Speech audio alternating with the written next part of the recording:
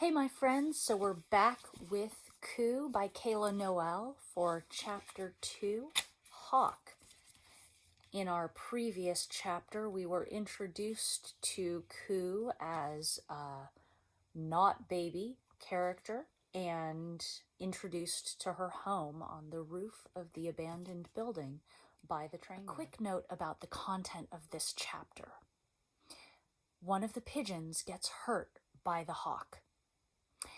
And unfortunately, it is Burr who is our heroine's favorite pigeon and the pigeon who found her when she was an infant.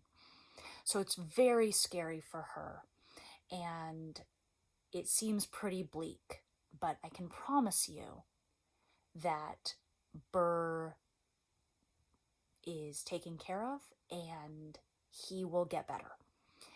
So, just so you know, I'm going to make a habit of putting content warnings at the front of chapters that have scary or alarming stuff. And if you need to skip a particular chapter, I will always summarize the previous chapter at the beginning of the next video. So if you need to skip chapter 2, I will give you a 1 or 2 sentence summary at the beginning of the chapter 3 video. All right, you do what's right for you. Chapter 2, Hawk.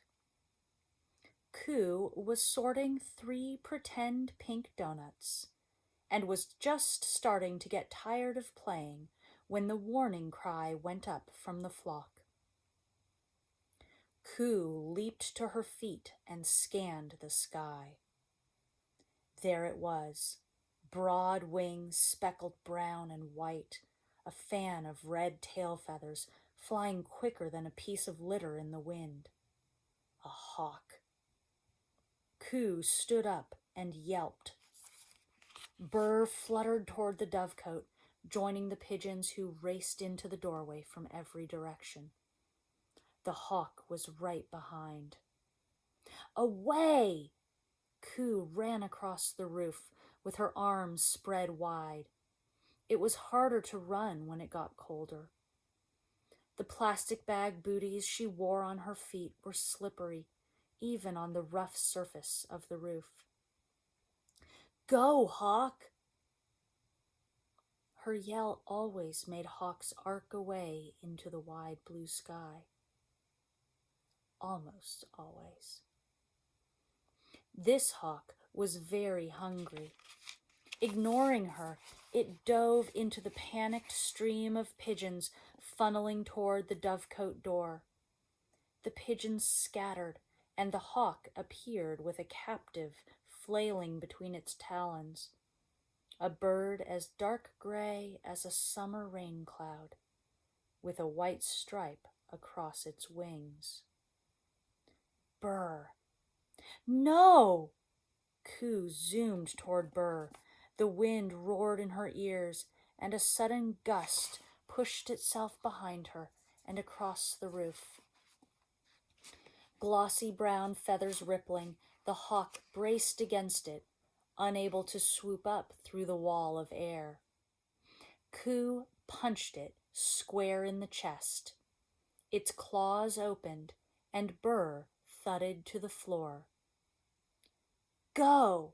Coo screamed at the hawk. Go! The hawk's sharp, small, smart eyes met Coo's. The wind shifted. The hawk screeched once and took off. Gone, hawk! Coo leaped in the air and for a moment felt the wind tickle against the plastic soles of her feet, an almost flying feeling. But her triumph fizzed out like air from one of the miraculous balloons that sometimes snagged on the roof. Burr lay where the hawk had dropped him, and he wasn't moving. Coo fell to her knees and bundled Burr into her arms. He gasped in shallow, rapid bursts. Hurt you? Coo's heart rocked against her ribs. Other pigeons had been injured like this, or worse, but not one she loved like Burr. Not Burr. "Speak, you! Speak!" Burr bleated faintly. "Left wing. Broken, maybe." "Be still, you," Coo said, trying hard to stop shaking. "Help you me? How?" Burr was silent, breathing heavily, but new Tick-Tick landed on Coo's shoulder and said, "The healer. Ground. Bring Burr, you."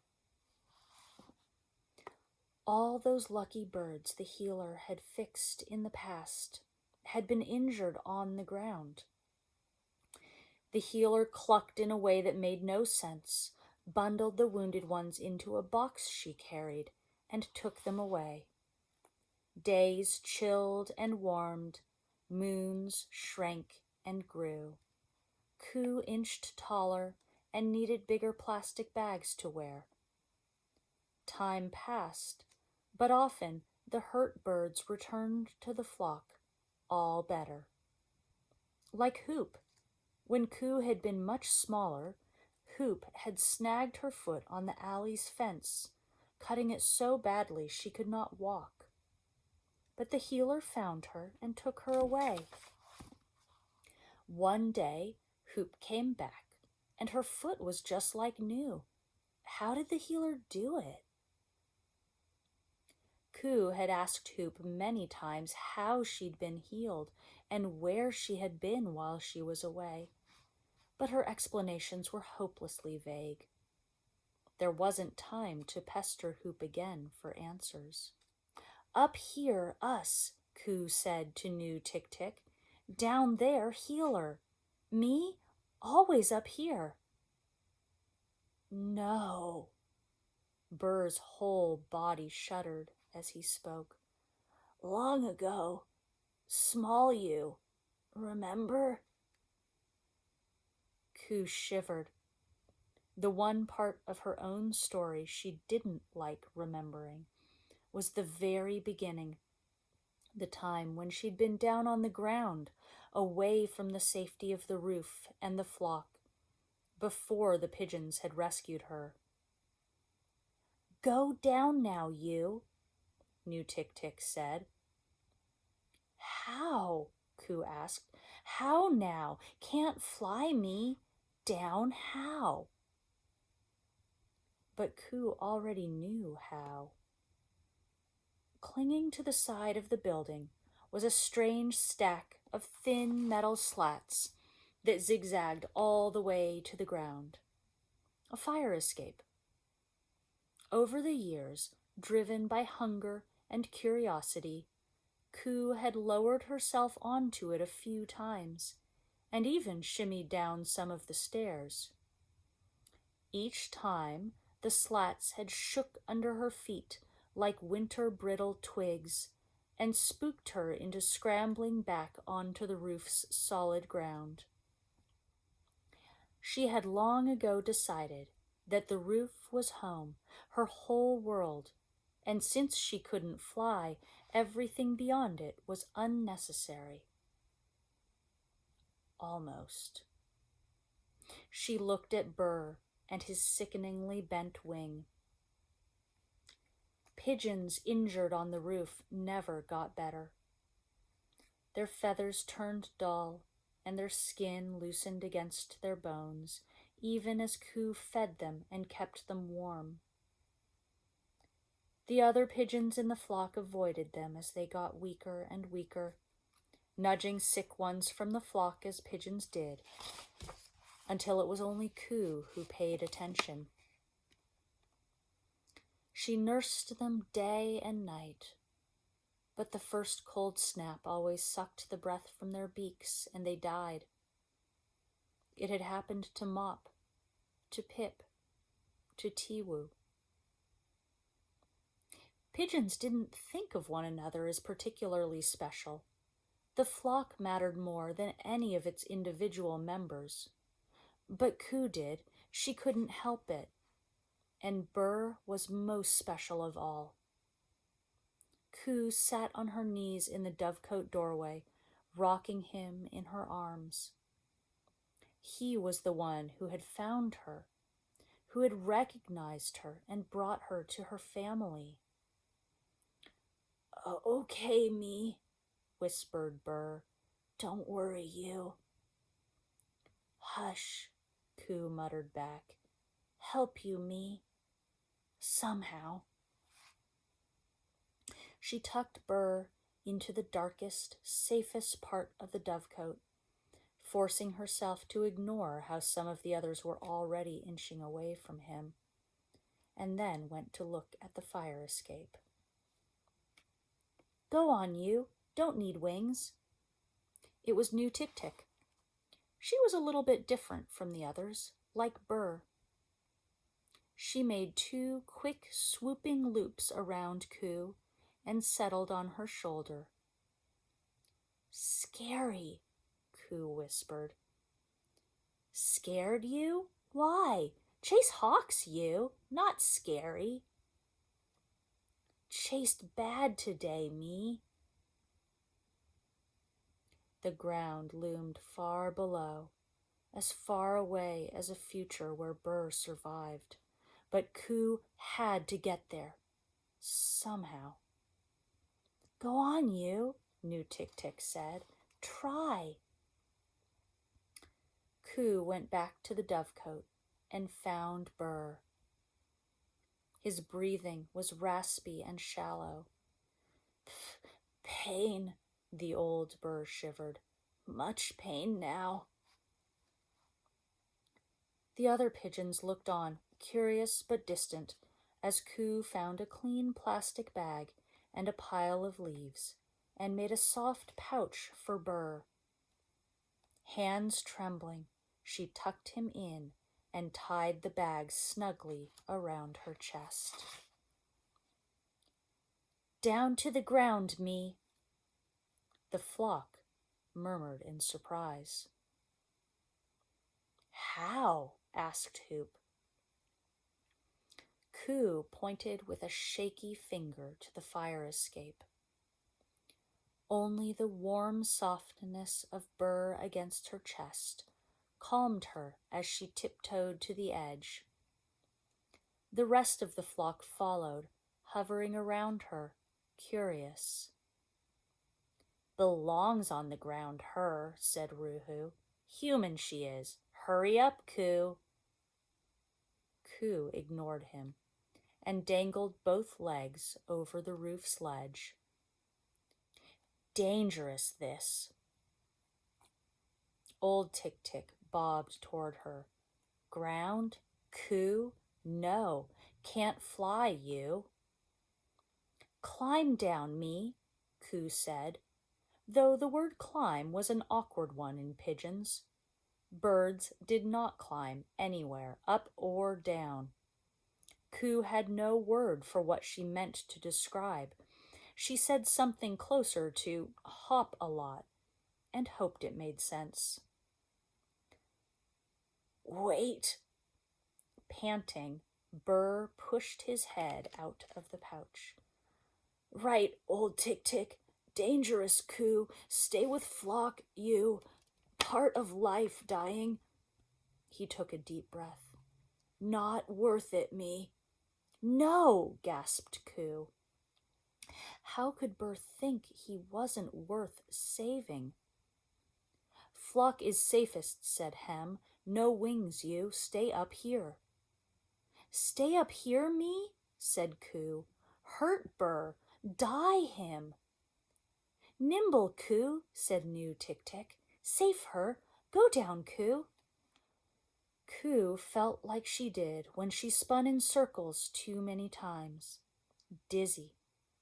But New Tick-Tick's confidence gave her a burst of courage. And Burr didn't know what he was talking about. She was sure of that. The pain was making him confused. She stretched and stretched her right leg until her toes brushed the slats of the fire escape. She inched her right foot down. She swung her left foot down beside it. The whole sky was at her back. For a moment, the shiver she felt was excitement. She'd spent every day and night of all the seasons she'd ever known in one small, flat place, wondering more and more about what was beyond, especially about the others, the ones who looked like her, the humans. The shiver came back, fiercer now. Her fear festered like a moldy bagel in the pit of her stomach. But seeping around that feeling was curiosity. She began to inch along the fire escape, slat by slat, scooting down on her behind. The rusty metal was very cold through the thin plastic of her romper. One flight down, she ripped the slippery plastic bags off her feet and let them drift away. The metal was frigid, but she felt more stable. At the landing, she shut her eyes and stopped.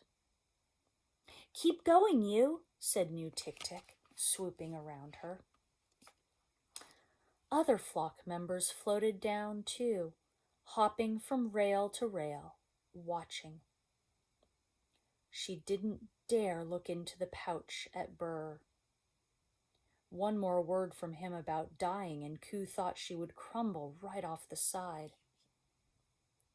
"Rescue you again, we can't," grumbled Ruhu when she paused for a very long time, covering her face with her hands. "Too big now, you. Keep moving. Scared, you?" "No," Ku spat in Ruhu's direction. "Not scared, me." For the next few minutes, she forced herself to look at the side of the building a foot or two away. All the way down were chilly holes, damp and dark as nighttime. Some were covered in warped planks, and others in smooth, solid plains of what looked like ice, while others were open to the air. "Windows," Ruhu said, plopping down next to her as she stared.